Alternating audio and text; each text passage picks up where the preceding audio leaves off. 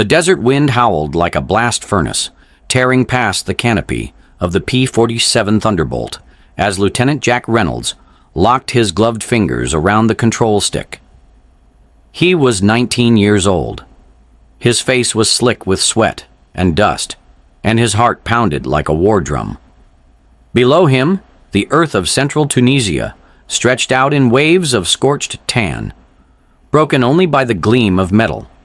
German tanks, dozens of them, grinding toward a narrow ravine where more than 800 American infantrymen were trapped with no way out. From his headset came the urgent voice of command. "Abort! Return to base immediately! You are not cleared to engage!" But Jack barely heard it. His lips moved in a whisper meant only for himself. "I'm not letting them die!" He yanked the nose of his plane downward and plummeted, engines screaming, sky turning into blur, anti-aircraft fire reaching up like claws. And in that moment, the war changed. The rookie nobody trusted. Jack Reynolds was the youngest pilot in his squadron, just 19 years old. He had never seen the ocean before shipping out, had never flown over a real battlefield, had never even fired his guns outside of training. His hometown was a speck on the map in central Kansas. Flat land, wheat fields, long, dusty roads. His father was a mechanic. His mother worked at the local post office. He wasn't born into heroism. He was raised on hard work, humility, and Sunday sermons. When he enlisted at 18, just weeks after Pearl Harbor, he had a boyish grin and a quiet voice. He passed flight school faster than expected. Not because he was the best, but because the war needed bodies in the air. In 1943, the United States was bleeding pilots in North Africa. Dive bombers especially suffered horrifying losses. 1 out of every 3 never made it back. Jack knew the odds. Everyone did. The first time he walked into the squadron tent, the older pilots gave him a look. Some smirked. One of them called out, "Hey, Kansas, you here to fly or to feed the cows?" They didn't mean harm, but they didn't expect much from him either. He flew reconnaissance at first. Low risk, low expectation. He followed orders to the letter, kept formation, stayed out of trouble. But he could feel the war pulling at him. He wasn't content to just fly above it. He wanted to be useful, to matter, to protect the men on the ground. Late at night, he'd lie awake in his cot, listening to distant artillery and wondering what it felt like to be down there, trapped, terrified, praying for help. He began to volunteer more, asked to fly lead, asked for bombing runs. His commanding officer said, "Not yet, Reynolds. You're too green." Jack kept pushing. "Sir," he said once, "I didn't come all this way just to circle the sky and come home." Still, command was firm. He would fly recon and observe only. And that's what he was doing on April 3rd, 1943. The day everything changed. The day a young man with no combat kills, no medals, and barely 100 hours of flight time would be given the chance to do the impossible. And take it. The regiment in peril. In early April of the year 1943, the North African sun was merciless. It baked the earth into cracked clay, turning each step into a fight against dust and heat. This was Tunisia, the final battleground of the North African campaign. American and British forces were pressing German troops hard, but Field Marshal Erwin Rommel's veterans were not retreating without blood. Every hill, every ravine, every clump of rocks became a trap. That morning, the 45th Infantry Regiment was given orders to advance through a narrow valley west of the town of Maknassi. It was supposed to be a routine sweep, light resistance, fast movement, link up with armored support by sundown. But war is never routine. Unbeknownst to Allied command, German scouts had spotted the maneuver the night before. A counter-ambush was already in motion. 3 companies of Panzer IV tanks, supported by artillery and infantry, moved silently through the hills, encircling the valley before dawn. By midday, the trap snapped shut. The 45th found themselves boxed in. Forward advance blocked by tank fire, rear path cut off by collapsed terrain from German shelling. Radio communication was patchy at best. The operators kept switching channels, trying to reach someone, anyone who could hear them. Meanwhile, in the skies above, Jack Reynolds was already airborne. His P-47 Thunderbolt climbed into position alongside 5 other planes in his squadron. Their assignment: perform a high-altitude recon pass along Route 12. Look for troop movement, no engagement, no low-altitude flying. Jack adjusted his goggles and listened quietly as the squadron leader repeated the orders: maintain altitude, observe, return. But within minutes of reaching the target zone, Jack spotted something odd. The valley floor was stirring with movement, far too much for a supply convoy or routine patrol. Dust clouds rose from tank treads. Flashes of gunfire erupted along ridgelines. Smoke curled upward like warning signals. Jack narrowed his eyes. Something was very wrong. He switched radio channels. What came through wasn't static. It was chaos. Desperate voices, overlapping in confusion. "We're pinned down. Need air support." "Does anybody read?" "They're coming from the hills, north and west." "For God's sake, where's our cover?" Jack recognized one of the voices.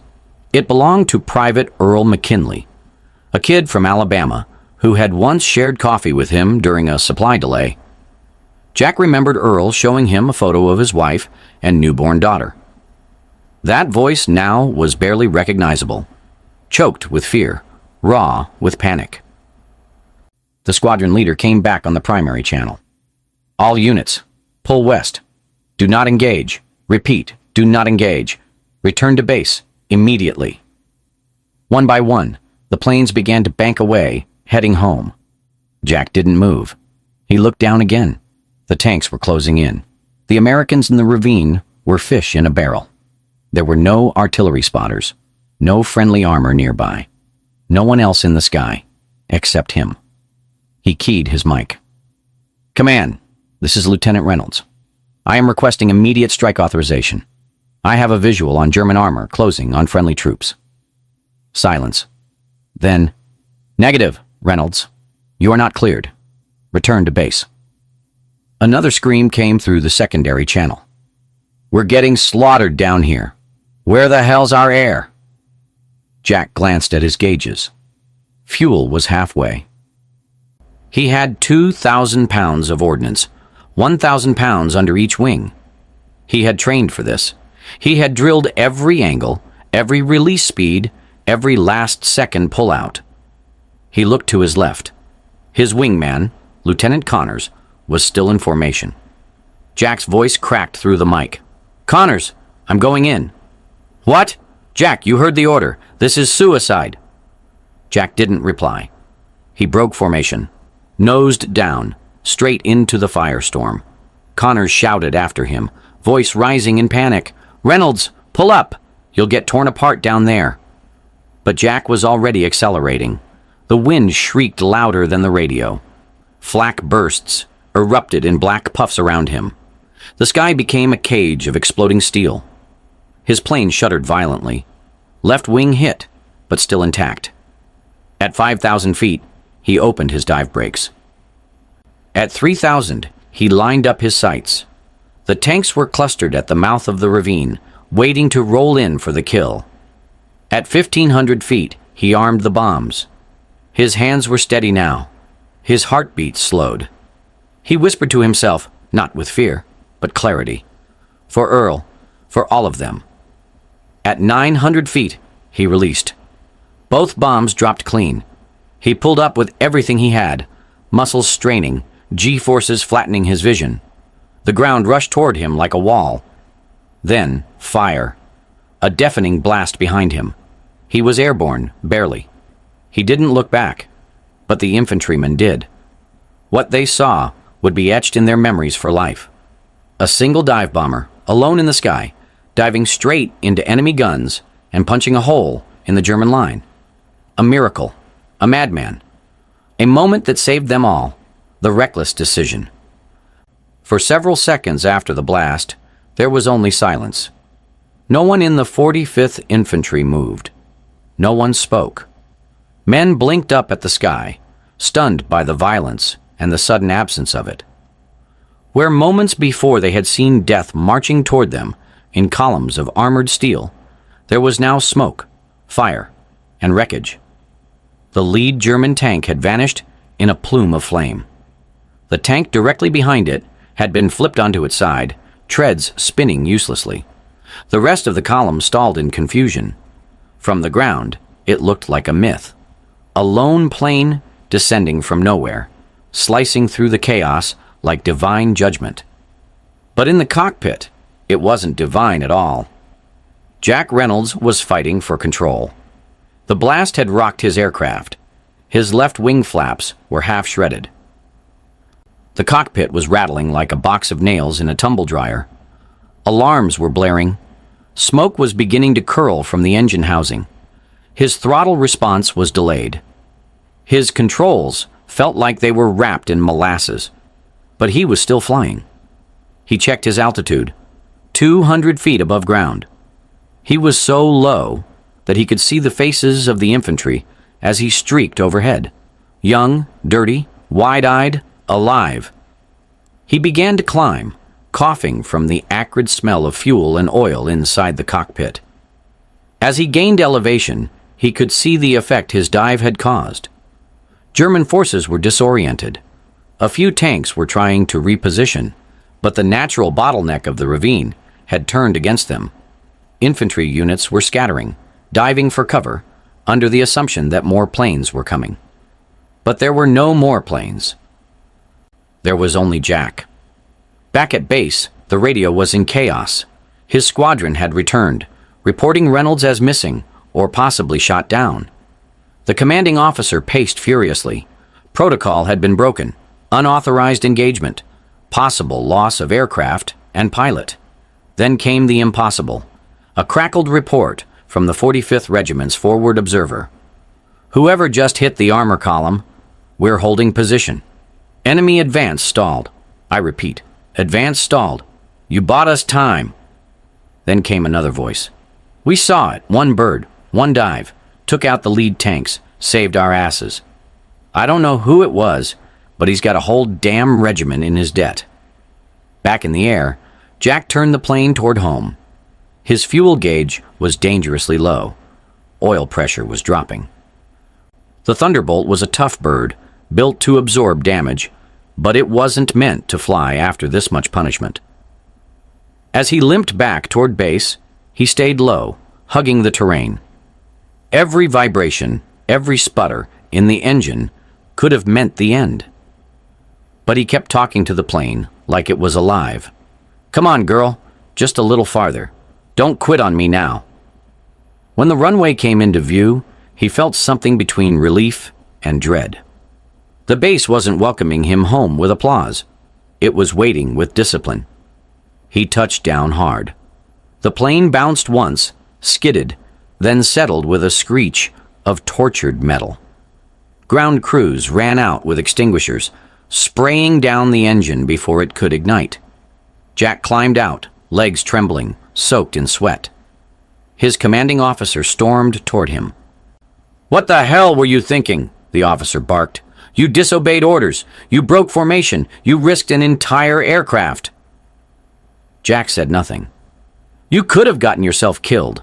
Still silent. The officer took a breath to continue his tirade, but before he could, a young corporal ran over, holding a radio set.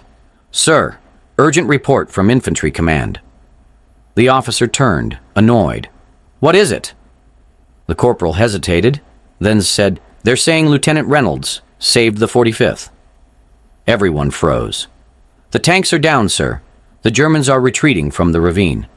Command is crediting the attack as the reason." There was a long silence. Jack finally spoke, voice steady. "I heard them on the secondary channel. They were dying down there." The officer stared at him, then walked away without another word.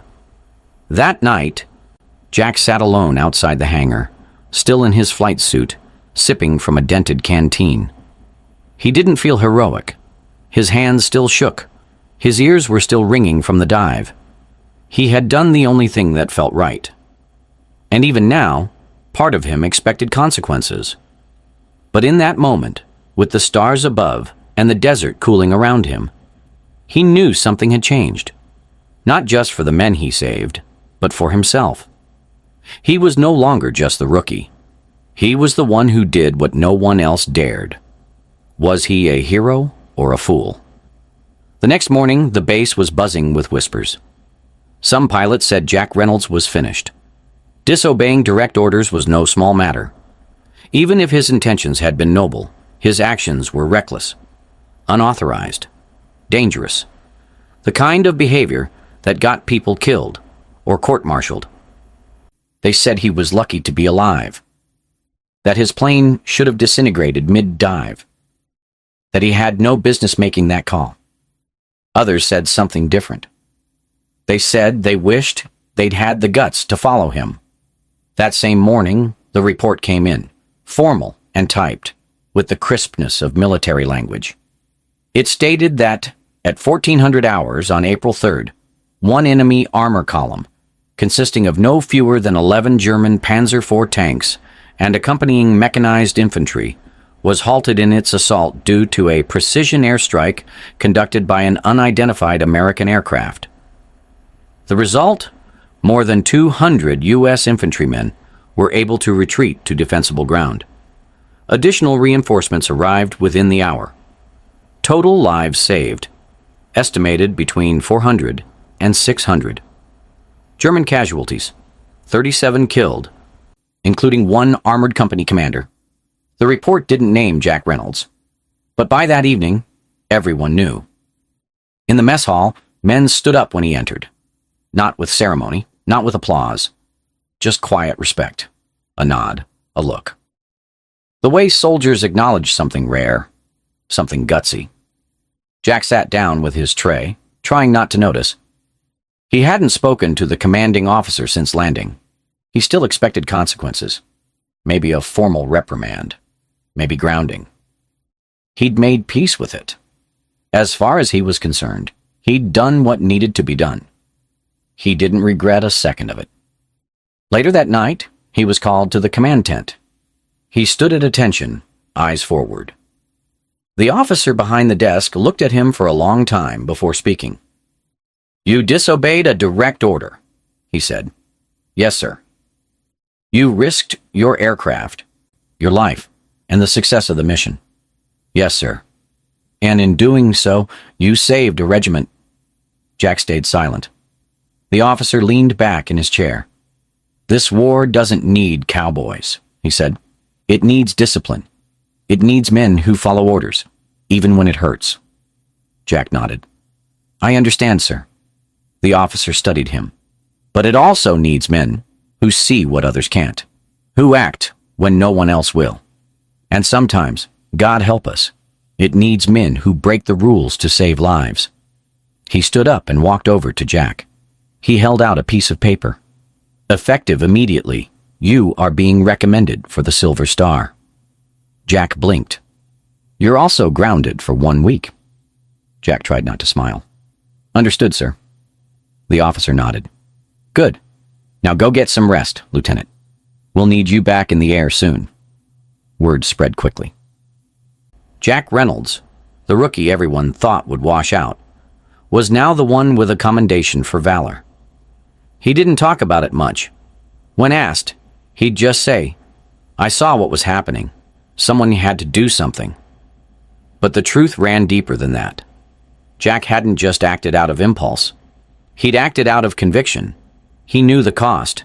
He'd calculated the risk. And still, he went in. In the weeks that followed, other pilots began flying lower, getting braver. They'd seen what was possible when one man trusted his gut over protocol. Command noticed it too.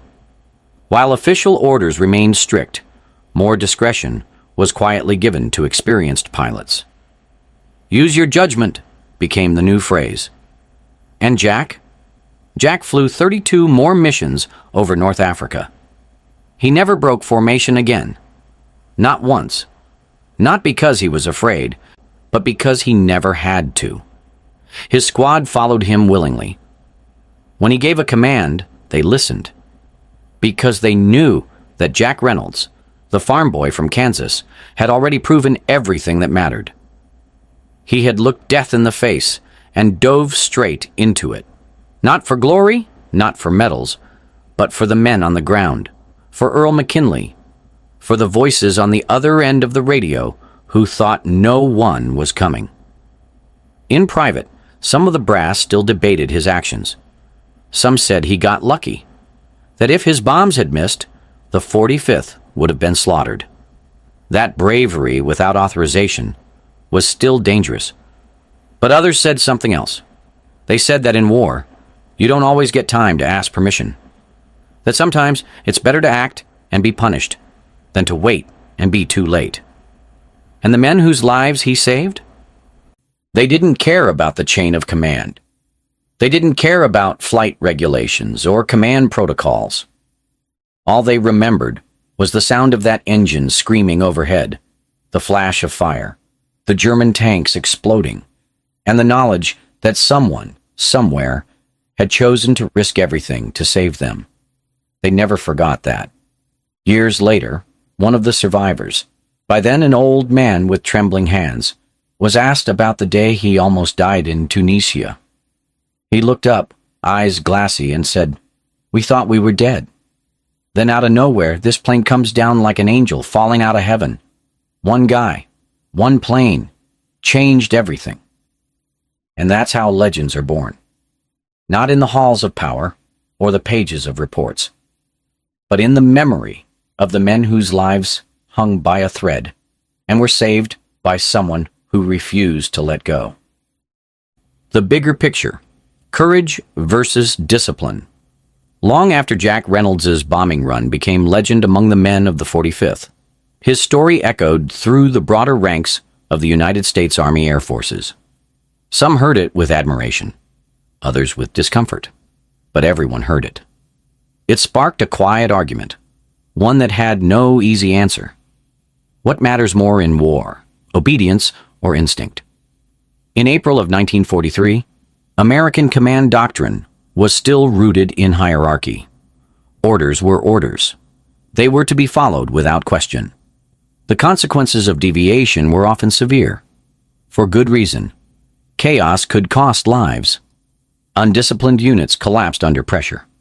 Pilots who freelanced didn't just risk themselves, they risked the entire mission. And yet, war itself was chaotic. It changed faster than any order could travel. From the foxholes of Italy to the skies over Tunisia, men often found themselves in situations that no field manual could predict. Jack's dive stirred that tension to the surface. On paper, what he did was wrong. But on the battlefield, it was right. Commanding officers who reviewed the incident were divided. The official recommendation for the Silver Star described Jack's actions as exceptional bravery under extreme pressure and instrumental in halting enemy advancement. But the fine print included the phrase, "despite deviation from standard air engagement protocol."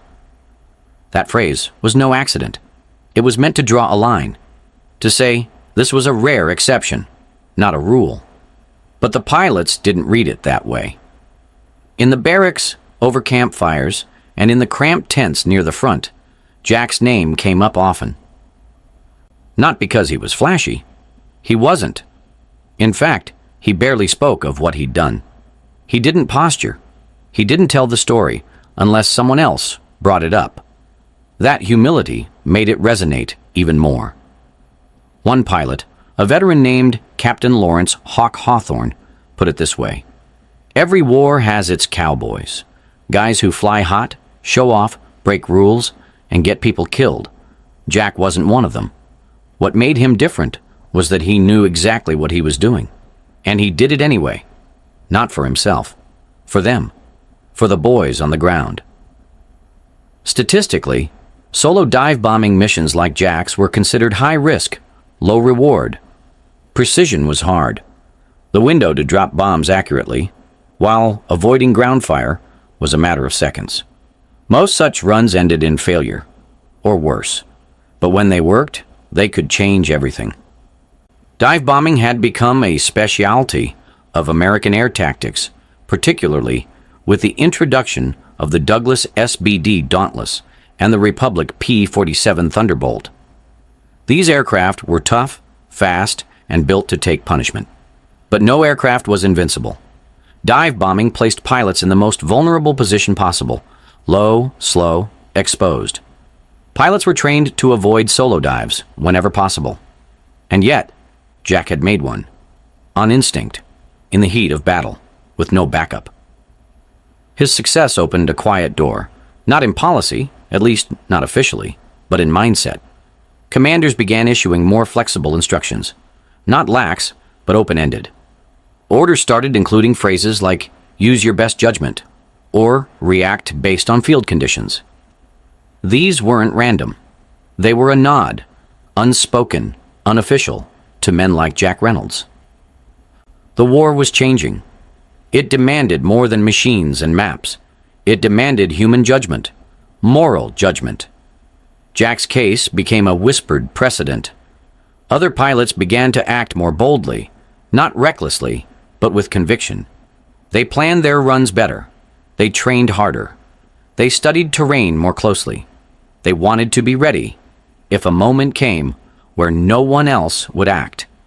And some of them got their moment. In Italy, a pilot broke formation to destroy a bridge that wasn't on the target list. Private Earl McKinley, the same young man whose desperate voice Jack had heard over the radio, remembered looking up from behind a shattered boulder and muttering, "Did God just drop that bomb?" For days afterward, the men tried to piece it together.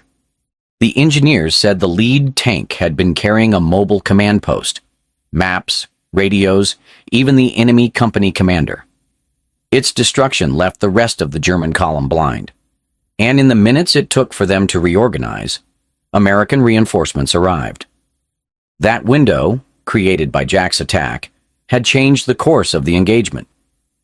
Years later, at a reunion in Colorado Springs, old men with gray hair and service medals sat around a fire and talked about that day. Most of them had forgotten many of the details of Tunisia, the sand, the orders, even the names of the hills. But none of them forgot the dive. One said, "He came out of nowhere, just one of ours, diving like he wanted to kiss the ground. Then, boom, it was like the sky answered us."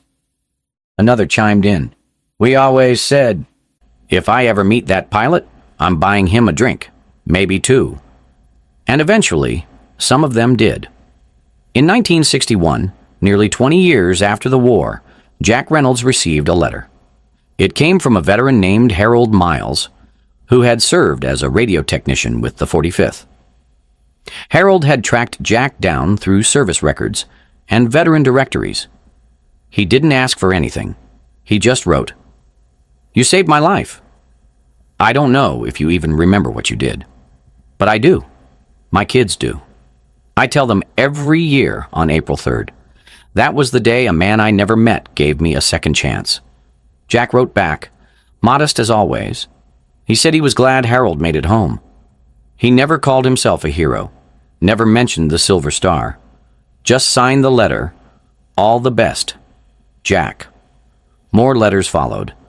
Men from the regiment wrote to thank him. Some called him their guardian angel. Others simply said, "We saw you, and we never forgot." Some of those men went on to do remarkable things. One became a school principal. Another served in Congress. A few started businesses.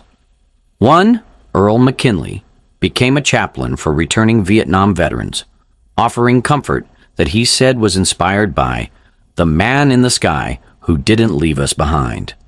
None of them would have had that chance if Jack hadn't acted. And Jack? After the war, he didn't chase glory. He married, only to discover later that the bridge had been the Germans' main supply route. In France, a bomber crew rerouted mid-flight to avoid a trap and accidentally stumbled on an armored convoy, taking it out before it could reach the front. None of these actions were officially credited to Jack Reynolds. But the pilots who made them all knew his name. Even years later, long after the war ended, long after North Africa and Italy and France were just chapters in a history book, Jack's name still floated through veteran halls, reunions, and faded letters home. He had become something rare, not a myth, not a cautionary tale, but a symbol of the moment when the rigid spine of military order met the flexible heart of human courage and bent just slightly in the right direction. Jack himself never claimed any of that. When interviewed decades later, by then an old man with white hair and sun-worn skin, he simply said, "I didn't do anything special. I just saw men in trouble, and I was the only one up there who could do something about it." That humility was the final lesson. Courage wasn't about ego. It wasn't about medals, or headlines, or being remembered. It was about doing the right thing, especially when it cost you something, especially when no one else would. And in that way, Jack Reynolds wasn't just a pilot. He was a mirror held up to every soldier who ever faced a moment of choice. Follow the order, or follow your gut. Risk punishment, or risk letting others die. There's no easy answer. But Jack gave us one possibility. Sometimes, in the middle of the worst kind of war, the best kind of man makes the hardest kind of decision and lives with it, not as a hero, but as a human being who chose right when it mattered most. The men he saved. For most of the men on the ground that day in Tunisia, everything after the blast felt like a blur. One moment, they were preparing to make peace with death. The next, they were scrambling to reposition, wide-eyed and disbelieving, watching smoke billow from the lead German tanks. The pressure that had been crushing them just seconds earlier, gone, shattered by the precise fury of a single pilot. In the chaos of combat, details get lost. No one knew his name. No one saw his face. All they saw was that streak of silver hurtling down from the sky, that flash of bombs, and the silence that followed. But that silence was life. For hundreds of soldiers in the 45th Infantry, that unexpected reprieve gave them a chance to dig in, to regroup, to survive. Some didn't even believe it had really happened. A nurse he met in England, settled down in Oregon, became a flight instructor, taught hundreds of young pilots how to read the skies, how to trust their aircraft, and quietly, how to trust themselves. He never spoke much about Tunisia, not to his students, not to reporters. When asked what made a good pilot, he always gave the same answer: someone who knows when to pull the trigger and when not to. But those who knew him best, his wife, his kids, his fellow instructors, knew the truth. Jack Reynolds wasn't just teaching men how to fly. He was teaching them how to decide. Because in April of 1943, when everything screamed for him to turn back, when every rule in the book said it was madness, Jack had made a choice. A choice that rippled through lives for decades. And in the end, maybe that's the truest measure of a legacy. Not how loudly it's remembered, but how deeply it's felt by those who never forgot what it meant.